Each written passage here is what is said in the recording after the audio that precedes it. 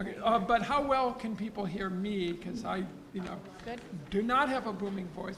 But I'm glad that people have followed the elementary school traditions of never sitting in the front rows. But however, if any of you are a little visually challenged like me, please come up. I'm going to give the world's shortest introductions because everybody who's here knows Elaine, and there's going to be some additional discussion of Elaine later on. And everybody here either knows Phyllis Moen or they certainly should. So it's, there's no, but Phyllis Moen, and I love on Phyllis's website, it actually tells you how to pronounce it, Moen, which is, so it says, it's Phyllis Moen, in parentheses, pronounce Moen. So very briefly, she is the McKnight Presidential Chair in Sociology at the University of Minnesota, has made, as most of you know, extraordinary contributions to understanding of the life course, occupational careers, gender, families, and well-being. Her most recent book that I recommend to you is Encore Adulthood, Boomers on the Edge of Risk, Renewal, and Purpose. And Phyllis, for anyone who doesn't know, is a cherished and long-term colleague of many of the people in this room. She was the founding director of the Bronfenbrenner Center for Life Course Studies back in the old days. And as will happen at the upcoming funeral, we have a lot of the past, past presidents here in a way, from Dan Lichter, me, Chris Wilderman. So a lot of people who've somehow been involved in this are here right now who directed it. John, he was something else. No, I'm only kidding.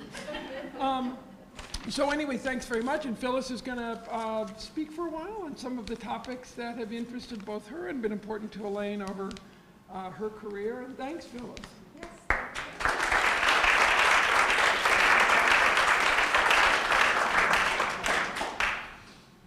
Thank you very much. I'm always pleased to be back at Cornell, and especially to talk about Elaine Wethington, who I have known since the mid-1980s, and we have worked together as colleagues. We have collaborated on papers, and I count her as a very, very good friend.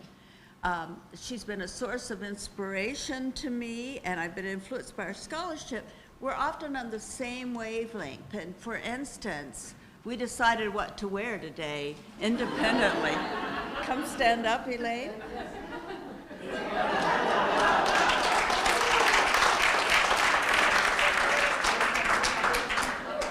So, as I say, we are often on the same wavelength. I want to talk today about Elaine's 4 signal contributions. And she has lots of contributions, but I picked out 4 of the materials I read, the large number of body of work she's done. First is that subjective framings matter. So how we think about and understand things matters just as much as activities or resources, etc. Second is that social relations and social integration matter. Elaine and I and Nina Glasgow and Carl did a book on social integration a while back, and we think, and I still am focused on it, as are you all. Third is that social change, policies, and interventions matter. And fourth is that translation matters. So I'll start with the first one, subjective framings. I have this picture of a window because we tend to frame things and they become the templates of how we see the world.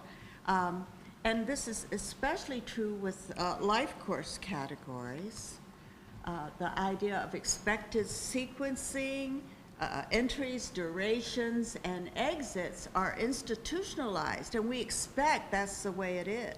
So we expect somebody in grade school to be a certain age, and we expect somebody at universities to be a certain age. And they expect people like me to be retired. So I'm always getting that. So we have these ideas that segregate people into roles and relationships by age categories.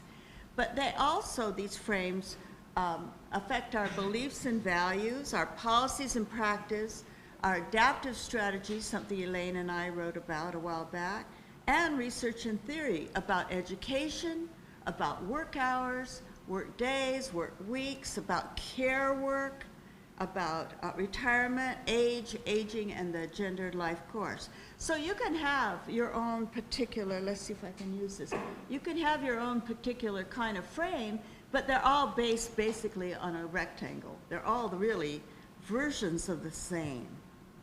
The problem is that this lockstep life course has become a template for how we should live our lives and what is the good life. So that first is preparation, education, then continuous work and status attainment, and then you retire or die, whichever comes first. And increasingly, dying is postponed. And as is retirement for some it comes earlier, some it comes later. The problem with this is that it was framed by middle-class and unionized blue-collar male models of the way you went through the life course. There is no family here. There's no gender idea here. There's no care work here. It's just work. So the standardized employment contract became equivalent for us, in the US at least, with work and life. So, and we've got to create new models. So you might have different frames, but it's still the same one. And what matters is a lot of people don't fit into it. Minorities, low educated, women, immigrants. But this is what they all aspire to. This is seen as the path to the American dream. This is a complicated talk, I'm sorry, because I was just trying to get what I have gotten from Elaine and wanted to infuse it with some of my work too. So if you don't follow it, you still get a drink at the end. So, okay, thank you. So the life course is framed by these constraining institutional structures and cultural frames. What they are intersections of roles, resources, and opportunities distributed by age, but also by these overlapping social locations, gender, class, race, nativity, that shape who goes into what kinds of opportunities. So we have age and gendered allocation processes where people are pushed into certain categories and not others. When I moved here in 1978, it wasn't that long before I got here that, what was her name? Alice Cook integrated the Rathskeller, which is the lower part of the Statler where faculty could eat. Women were not allowed there, whether they were faculty or not. That's what I mean by allocation, that you're not invited. And a lot of times the allocation is less explicit than that, but implicit. When I was growing up, I thought I had 3 opportunities in life, in addition to being a homemaker, and that was to either be a nurse, a librarian, or a teacher. And here I am. So these allocation processes are the way we frame lives, but also, and this is where Elaine really has been important in saying that these structures are in our heads as much as in our experiences. So that there are socialization processes that make me want to move into these areas, that I feel I should, the expectations that we have. So that Alice should not have wanted to go into the Rathskeller, but she did. So, and these are maybe even more insidious because we're not aware of them. So, and the 20th century gender life course then is both objective, subjective, symbolic, and legal, shaped by market forces and institutions like educational policies, welfare policies, employment and retirement policies, and regulations and court rulings. I mean, these are all things that have grown up around this lockstep life course, assuming that's the way it should be. And again, what Elaine has pointed to is that these are subjectively defined, whether you're on or off time, for example, in a transition. Who told me they just became a grandmother? Yes, ma'am, okay. And yes, it's good news, a good transition. Whether events or people or relationships or activities are stressful or not, whether they're voluntary or involuntary, whether they're valued or endured. I mean, I've known people that say, I have, 232 days and 3 hours and 2 minutes before I can leave my job. So, and that's very much endured. And my sense is, go ahead and leave, don't wait. So we have these constraints, this allocation and socialization processes, but where Elaine has done a lot of her work is around the resulting definitions and feelings that you have as a result of the choices or the allocations where you are. And this affects our cognitions, our emotions, and our resources. That, for instance, oh my, isn't that interesting that I can't remember his name? W.I. Thomas that talked about definition of the situation. I remember interviewing someone here, doing a life history interview, and she said, looking on the life history calendar that I had, that she could look and say, and this is the date I got divorced, and there's a pause. Best day of my life. So you don't always know what is considered good or bad. And what Elaine has said is that cognitions, emotions, and resources like a sense of control, for example, are very, very important. She studied daily stressors, stressful events. The idea with Anthony of the difference of being alone versus feeling lonely. So the same objective situation can feel very different. And here she's talked about whether something is seen as a turning point or not. And that is your subjective sense of, is it a turning point? Not that it exists in the world. Then a paper that we wrote together on strategies of adaptation, that people, given all this stuff, oh, no, Phyllis, not all that stuff. I pressed the wrong thing. Okay, all of these forces in our lives and our definitions and feelings about them, we make strategic selections, what to do. So with John Kraut, Elaine has worked on whether people decide to move, make a residential move in later life, and where, how they deal with pain, whether or not they exercise. With Carol Devine, how they try to lose weight, or how their behavior in terms of food. So all these things affect individuals and their strategic selections, individuals and groups. The second contribution of Elaine is that social relationships matter. So social support and social integration. So if we look back at this figure, down here we're seeing social relationships as well as situational exigencies, but social relationships affect our cognitions, our feelings, and they also affect our strategic choices.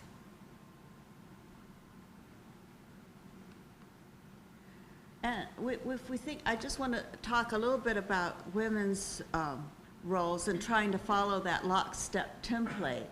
So Elaine has focused a lot on the difficulties of combining work and family, especially for low-income families. And a lot of this is because women, with the women's movement, women embrace that career mystique, the idea that I can be a success, I can follow the American dream. I can remember talking to a little girl in a toy store, asking her, would somebody her age like this present I was going to buy for a niece? And she said, she paused, and then she said, I like boys' toys. And, you know, she didn't like the little doll I was thinking of buying, so I went and got something more gender neutral. But this is what women wanted. You know, we even dress that way with the little ties, the little outfits that women, big shoulders, little ties to, and we worked like men did, but it was a career mystique plus, in that all the caregiving, all the social support for children, for partners, for ailing relatives, all that was also on women's shoulders. So they're climbing this ladder of success, but they're sort of burdened down. Or else they scaled back in terms of work, part-time, part-year, less of a career focus. I interviewed another woman, and I said, do you have a career or a job?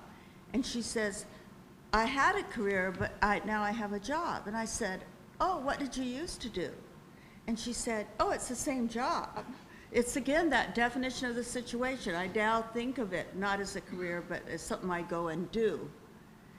Or they delay, we change the family side of the work-family equation with oh, sorry, you would think I would learn. Okay. With delaying marriage, delaying motherhood, and divorce. And we're seeing this with young people today. They're delaying everything because they can't manage keep all the balls in the air at the same time. So the caregiving is unequally distributed in our society with enormous consequences, but we ignore care, family care, in our institutions, the way institutions are arranged, and especially the world of work.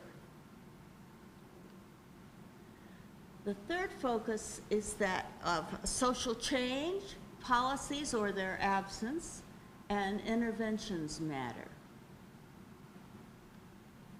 So here I have social forces, policies, and interventions that affect both how we see the world and our strategic selections. And Elaine has looked at a lot of interventions with Carl and others, trying to figure out changes that will make a difference in communities and in other kinds of arrangements around stress and the reduction of stress, and around supportive, healthy eating and other practices. One thing, the social change has to do with these multi-layered forces that are affecting us. Today, I was talking with Chris and saying that if we were studying if we were alive like in the 1920s when the Industrial Revolution was really going strong and everybody was moving into Chicago from the farms, we would be studying agriculture. You know, we would be looking at the farms as if, because we tend to look backwards, not forwards. And yet all these things are really changing life as we know it. The first is increasing polarization and precarity. A lot of people, even professionals and managers, are finding that their jobs are insecure. And it used to be that you would have job security with seniority, and that has gone out the window. So everyone feels this precarity, along with the polarization between the haves and the have-nots, as a result of globalization, new technologies, and a shrinking safety net. But we tend to say, oh, that's just the way things are, and continue with our old policies. That's the ceremonial fireworks we're having. That's what I thought. Yeah, it was the ceremonial firework. And then there's this aging population. I mean, finally, with the tight labor market, organizations are recognizing, hey, we have a problem here with our older workforce. longevity, medical advances, and this large boomer cohort retiring 10,000 a day are both lengthening lives and lengthening time horizons. So you have new time horizons. So people are thinking, well, maybe I won't stay in this house. Maybe I'll move. Maybe I'll move, you know, to a different state. Maybe I don't want to look across the kitchen table at this person anymore for the next 30 years. I mean, it was different when one of them was going to die within the next few years, but if there's 30 years of looking at the same person, maybe I'll look for someone else. So these time horizons are changing families and they're changing communities. And then there's increased heterogeneity. So there's no more one-size-fits-all pattern that anybody is following. And we see this around retirement. I mean, you can go around in this room and you'll find different ages, different definitions, unretirement, re-retirement. All kinds of things are happening that did not happen to our parents or grandparents. It's really, really changing. This is occurring within as well as across age, gender, class, race, variability around the timing of things and the sequencing of life course transitions. So one of the things I love that Carol and Elaine have done is look at small changes, not huge changes. And Rhoda, have you been doing this too? I don't know. Okay. Okay, good. The idea of small changes, that we don't always have to make huge changes. What are the small changes we can make that affect how people make choices and how we live in the world?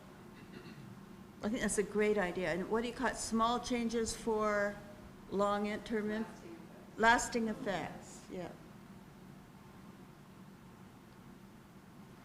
So this is a 20th century life course that we talked about, but now the 21st century life course is more ambiguous, heterogeneous, and disparate, with lengthening status passages. So I think we need a new life course. This life course was constructed around industrialization, as people went to school so they could learn to work in the factories, and then the factories absorbed their lives, and retirement formally came with Roosevelt.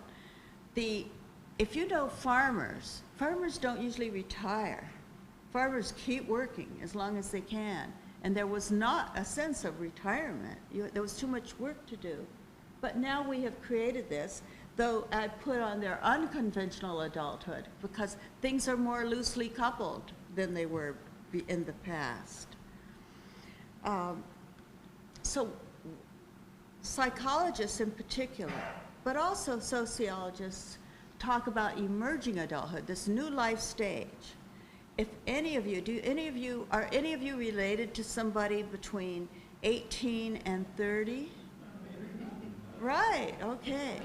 You know what I'm talking about, that we're not quite adults, but we kind of feel we're adults, but we don't take on the conventional adult roles of buying a house, getting married, having a child, having a job first, and not living in your parents' basement, or grandparents' basement, as the case may be. So we have this new life stage, and we but we don't have any real safety nets around this life stage. And it's parents who become the scaffolds and the safety nets, or grandparents, as the case may be. And what I argue in my book that Carl nicely mentioned is that we also have another life stage after the years of career and family building, and that is encore adulthood. Both of these are characterized by uncertainty, but also possibility. What can I be? Who am I? I have, in my class, one of my classes I teach on the future of work and life in the 21st century, I really aim for tiny, tiny topics, you know. That was a joke. Thank you.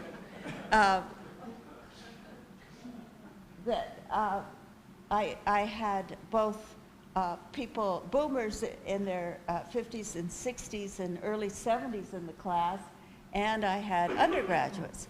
And I had undergraduates write what was their experience in this intergenerational setting. And a number of them said that they're just like me. They don't know what they're going to do either, you know. And I think it's kind of nice because the only people they usually talk to are their parents that are adults. So now they see it's hard to be at any age. So this is happening as a result of the extended longevity and health, but it also is creating this sort of role-less period that is separated from the frailties of old age that have been postponed. Both of these, there are no blueprints for how to live them, and there are no nets. At least in the US, there are more nets in Europe.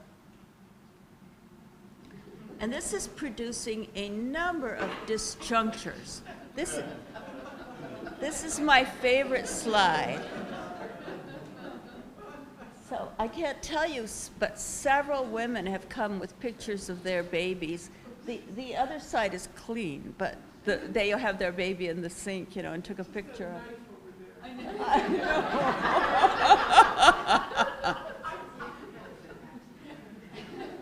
So, but what, as a result of the way the life course is structured, based on a male breadwinner and a female homemaker, or at least some homemaker of some gender, what we're having is this real time strain, creating overload, a sense of I have too much to do and too little time to do it, and it's pretty chronic, especially with increasing work intensity. So, but what we say is just like this: how are you going to manage? You know, so how are you going to manage? Why don't you make all your lunches and freeze them for the week? You know, that you should be more efficient. Versus how are we going to change the rules of the game so that you don't have to be chronically overloaded and burnt out, or that you choose not to have a child or not to have a second or third child. So what are you doing to save time? I mean, that's how we look at it. Private trouble, not a public issue. And that's how people feel. So they say, I'm not balancing well. It's my fault. I got to do better. Get up earlier. Put that exercise in before the sun comes up. And then there's this life course mismatch that you have all your education early in life, and then you work continuously, and then you have your leisure. Wouldn't it make a lot of sense to integrate this and have a little bit of leisure at various times and maybe work differently, not necessarily longer, but differently as one gets older? And education, why can't we have education throughout this? This is going to happen because this education is insufficient given technological changes. We're going to have to keep going back to school. But you look at the brochures from Cornell or from Ithaca College or any university, and those pictures are chosen carefully, and they're 18 to 22, those people in those brochures. And it matters a lot. When I was at NSF, I worked with the program director in economics, and he was very upset because he believed you should make rational choices. And his daughter decided to go to Ohio because of the hairstyles in the brochure. So, but my point isn't the hairstyles. My point is that we need to open up education. Why aren't there people in their 40s and 50s and 60s and 70s back at Cornell or the University of Minnesota?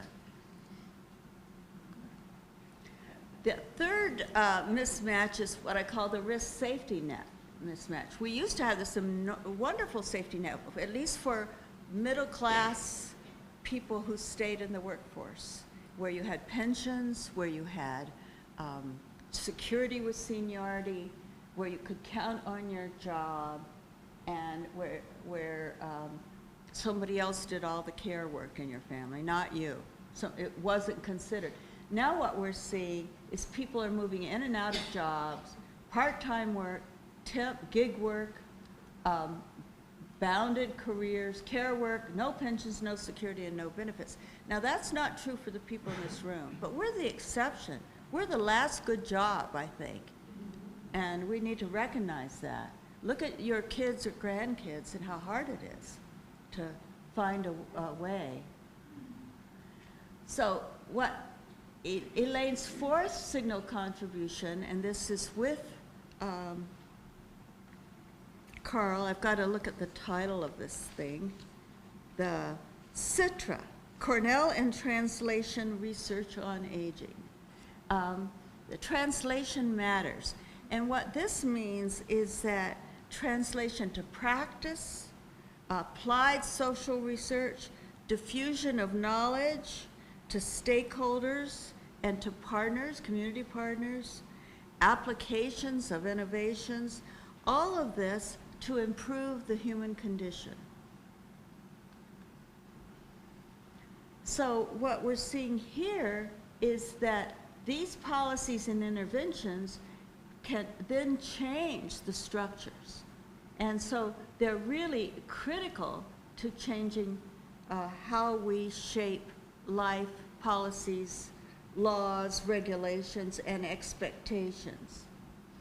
But it also works through changing behavior. So if you change what people choose to do, or say when they get married, different activities, whether they're to take a job or leave a job, their biographical pacing, that also affects these social structures. So you have a feedback loop and creating new life course paths and new possibilities.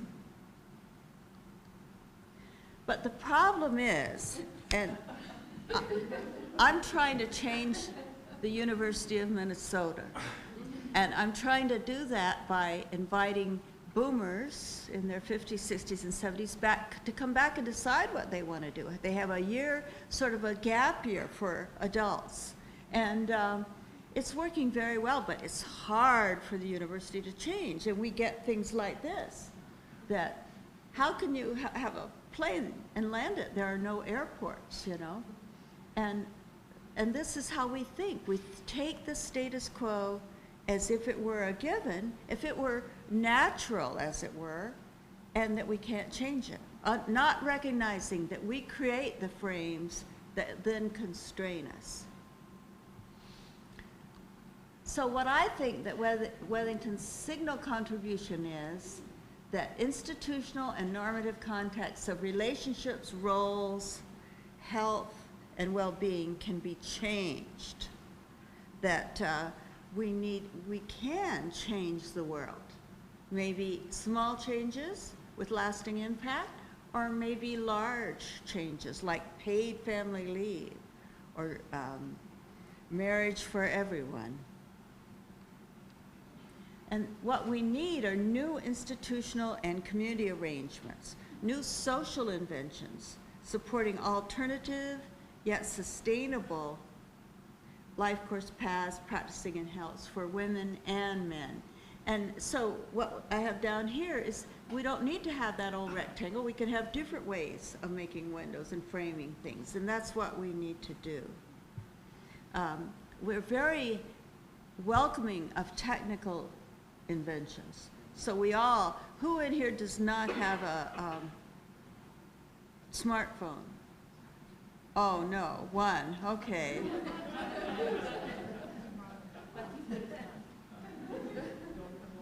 Well, I appreciate all of you not taking them out while I was talking. But we welcome these new things, and we might complain about them, but they have become essential to our lives. I left my phone at home one Friday, actually, and I was supposed to meet people, but couldn't I had no idea what their number was because it's on the phone. No way of connecting them, and they're wondering, why am I not calling? So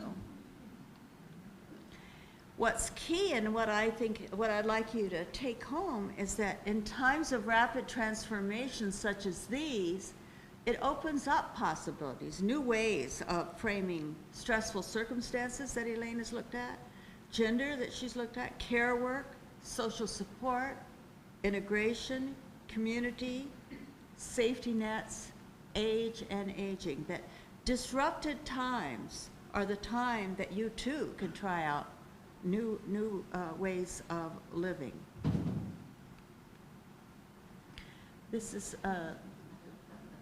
also a nice one. So the guy is making a little runway there, and saying, here you can land here. And then Peter Drucker says, the best way to predict the future is to create it. And that is what I have seen over the years, that Elaine and this organization that she's working with and the research she's done is trying to do that. Thank you very much.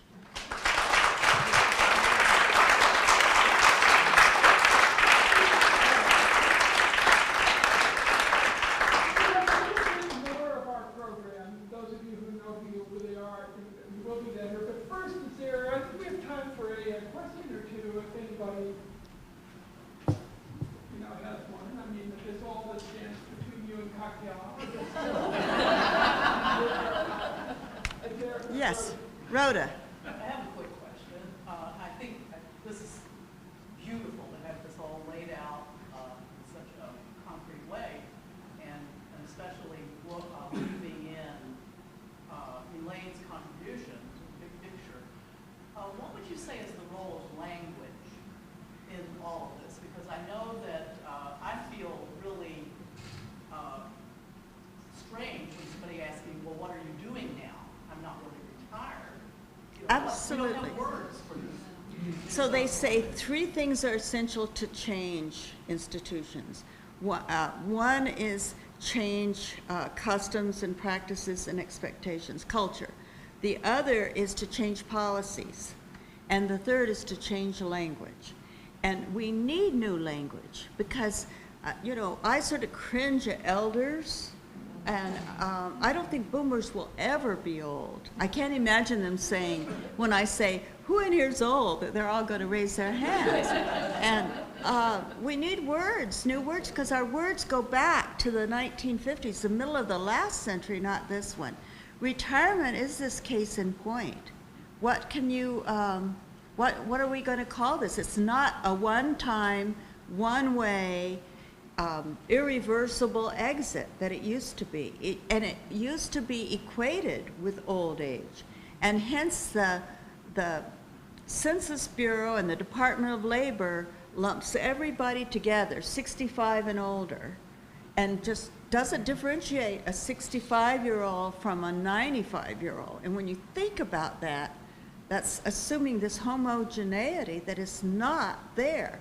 We wouldn't do that with kids. We wouldn't put everybody, except with the one-room schoolhouses, I guess they did, but you wouldn't put the infant in, with the 18-year-olds and say, this is childhood. So we have differentiated the early life course so that now kids know they're going from I don't know what the group is called, but they're seen as babies. But when you graduate from that and go into the toddler class, you tell your grandparents that. That I am now in a toddler. I am not this other thing I used to be, this child.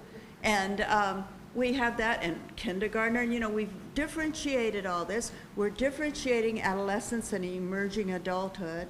But then we're saying 65 and older, as if it's homogeneous. So we need new language. And I think that's an easy way we can begin. That's easier than changing structures if we start talking about things differently. And it's really hard because it's just embedded. So what would you like to call yourself, Rhoda?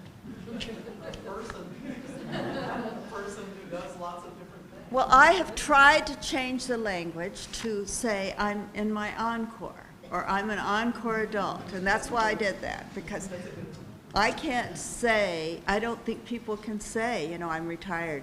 And this started a while back. Robin Williams in the sociology department, he had to retire here at 70. That's another allocation thing. You had to retire at 70 at a certain time at universities. And he was working, he was teaching 2 classes. But, when people on the form, he didn't know whether to check retired or employed. And there was no other option. And there's still a lot of options. And these expectations are so deep. I was saying last night that people always ask me, hi, Phyllis, are you still working? You know, and it's like I wish they would just take that out, or even, I don't know, what are you doing with your time? But anyway, so that was a good question. Is there one more? Anyone else? Sure. Yes, ma'am. So I was wondering whether there is a potential to bring emergent adults and encore adults together. That's what Both at this kind of phase where they're taking gap years, right? And Yes. trying to figure out what is the best way to kind of provide an integration in that aspect of the life. Yeah, that's what I'm trying to do. I'm trying to integrate them into the classes at University of Minnesota, but it is hard to get people to agree because they think that boomers know it all and are going to take over the class. And I have to say, a couple of them have. I don't want to mention names, but you know, so it is a challenge to know that the classes are about the young people and you, but not all about you. So, but I think that's one way. Do you have other ways? I'm just wondering whether we could maybe bring together things like Teach for America, Yes. Singapore, because they often seem to operate differently. Teach for America does accept older people, regardless of age. And a lot of other things do, but we just don't know it. But it's a well-kept secret because they sometimes don't, you know, necessarily want everybody. You can go into the Peace Corps regardless of age. So there are opportunities. Can I take one more? Absolutely, yes. Is there one more? No, one more. Okay. Okay, thank you. As grandparents are aging, they're now overlapping when their grandchildren are emerging. Yes, And so that's that another probably way. wasn't the case long ago. But No. now that is there, and that should be happening across almost all families. So maybe there's Yeah. But what I find is that both the grandparents, despite they don't know what they're going to do, and the parents, not the kids so much in my class, but their parents and grandparents are saying, why doesn't he just settle down and get a good job? You know, like there are good jobs, you know, and settle down. There is no settle down. One 30-year-old told me that his idea of hell would be working for the same job in the same job forever. So, I mean, we think that's what you should do. That's what many of us settled for. But a lot of young people don't expect to work at one job forever. I think that's a great idea, but we've got to educate parents and grandparents not to think that the labor market is the same as it was when they were young, and that you're just not, you know, settling down into a good job. I'm writing a book. I've forgotten exactly the title of it now, but it's something about why good jobs disappeared and what we can do about it. So, You'll come back and talk. oh yes, okay.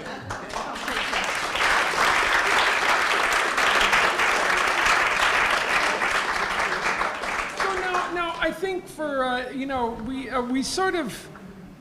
We toyed with the idea of having people behind a curtain and doing, Elaine, this is your life, you know.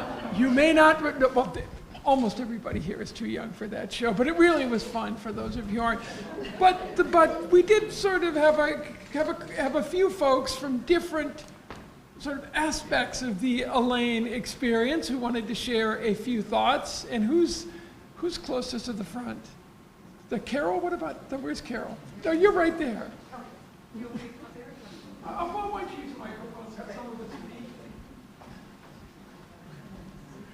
Thank you, Phyllis. I always learn so much from you from the beginning. Thank you again. And thanks for summarizing all of Elaine's sort of scholarly work. I just want to say a few things about some of the other things that Elaine has been busy doing during these last few years. And the first one is that Elaine is probably, I'm sure, the longest serving IRB member in Cornell's history, I'm sure.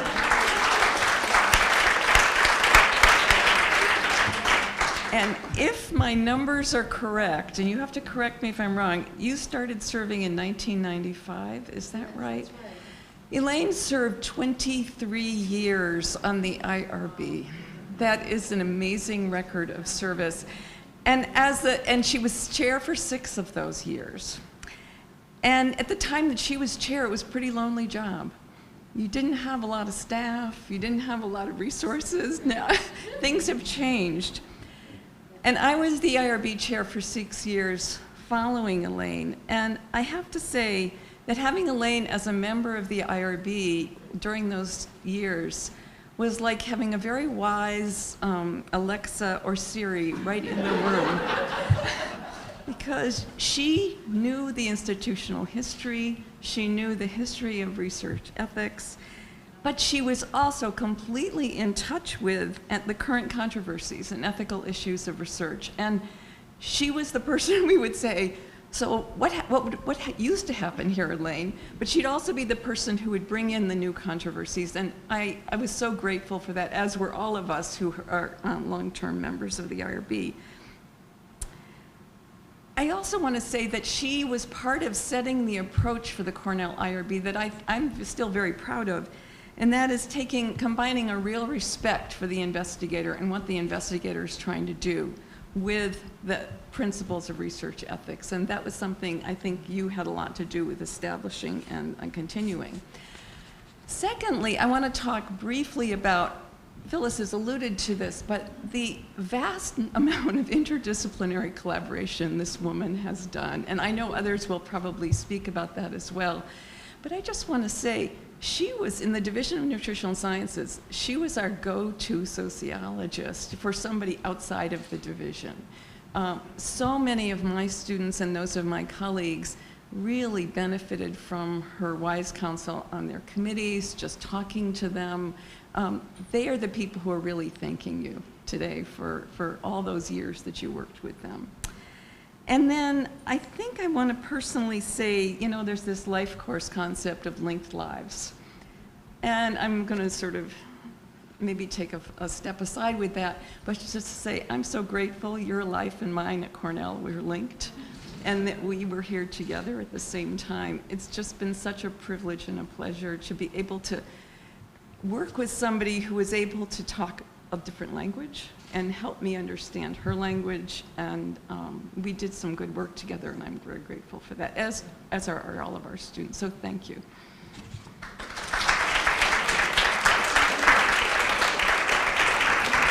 I should have introduced people for those of you who don't know Carol Devine. No, that was my fault, from the Division of Nutritional Sciences. Carrie, can you, so, you know, now from, you know, the world of Weill Cornell Medical College, where Elaine has been involved, is Carrie Reed, MD, PhD, but also a member of our HD graduate field, so a part of our world as well. And he's got handouts. I've got handouts, so thank you. It's a privilege to be here to say a few words about Elaine. I've had the good fortune to work with Elaine for the past 15 years in the context of the Roybal Center. And over that period of time have come to know and appreciate many of her skills and attributes. And what I'd like to do is talk about 3 of them. I don't have time to go over the many, many attributes. The first would be her skills as a mentor. And I would describe her as a masterful mentor, and I've really had a front row seat to watch this over 15 years, over what have been countless mentees submitting proposals that have been shepherded by Elaine. And I could wax poetic about my own thoughts, but I thought it would be better to capture the thoughts of some of her mentees themselves, which I did solicit.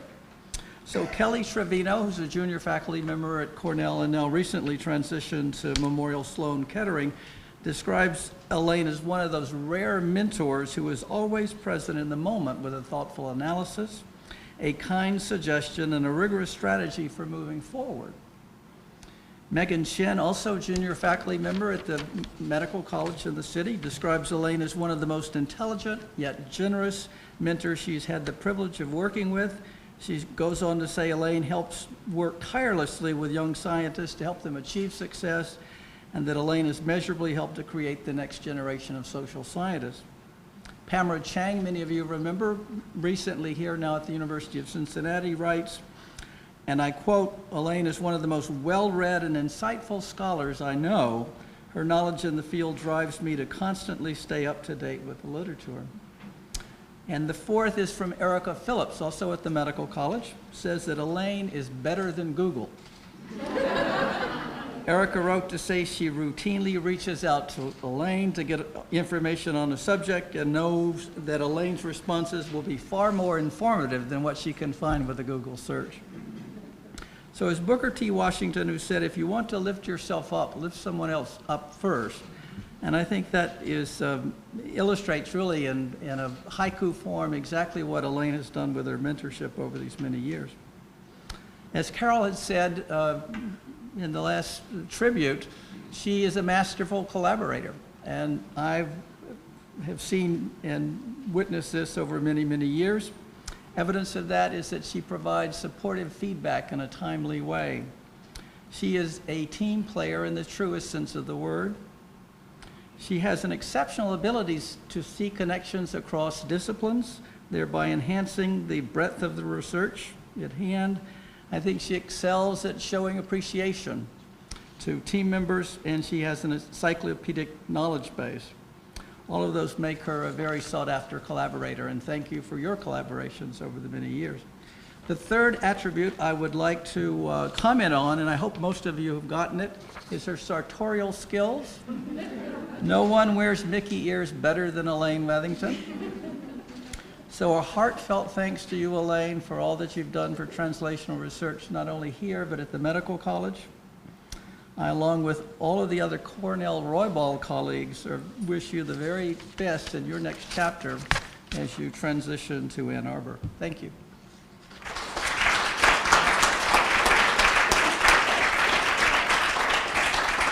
And last but not least is John Eckenrode. And I will say that John, Phyllis, Elaine, in the same time period, there was kind of a best and the brightest cohort.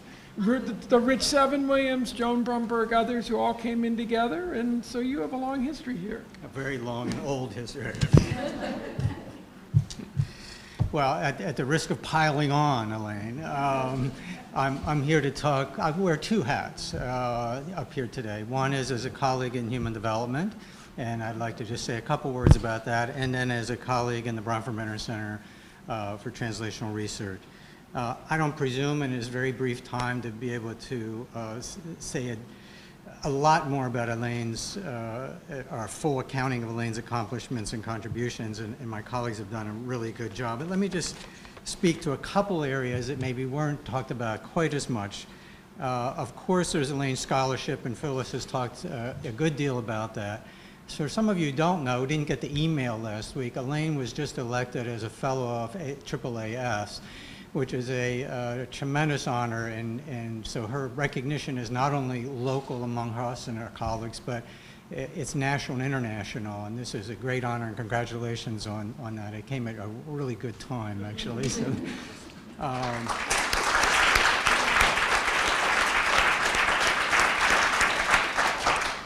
let me just say two other things. One is about Elaine's teaching, and one is about her citizenship, which some of my colleagues have already talked about a little bit. A little bit about teaching, because teaching is often seen as one of those things we do as faculty because we have to do it. It flies under the radar a little bit.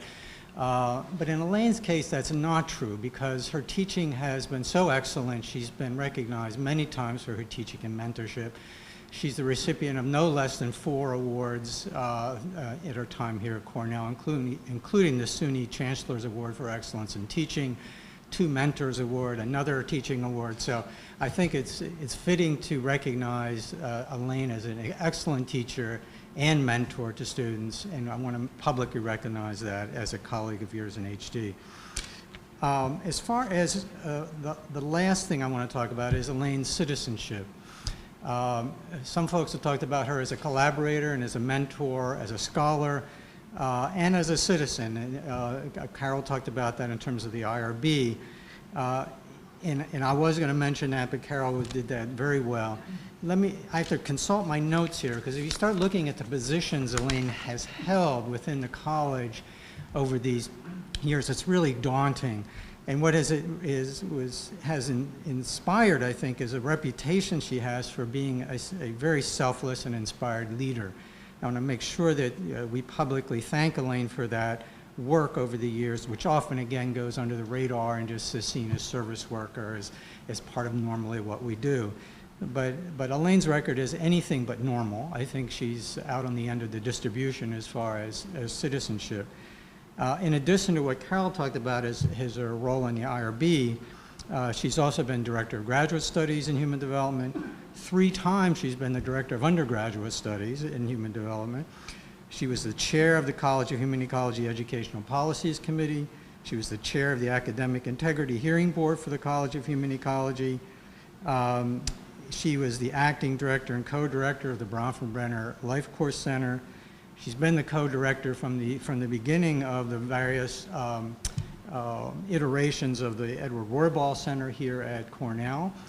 And she's also been associate director of the Bronfenbrenner Center for Translational Research.